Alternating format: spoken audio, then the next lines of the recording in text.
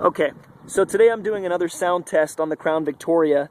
We're going to do an example of the stock horn versus the Wellen air horn PA address system versus the K3LA Nathan Air Chimes train horn versus the Grover 1510 emergency fire truck air horn.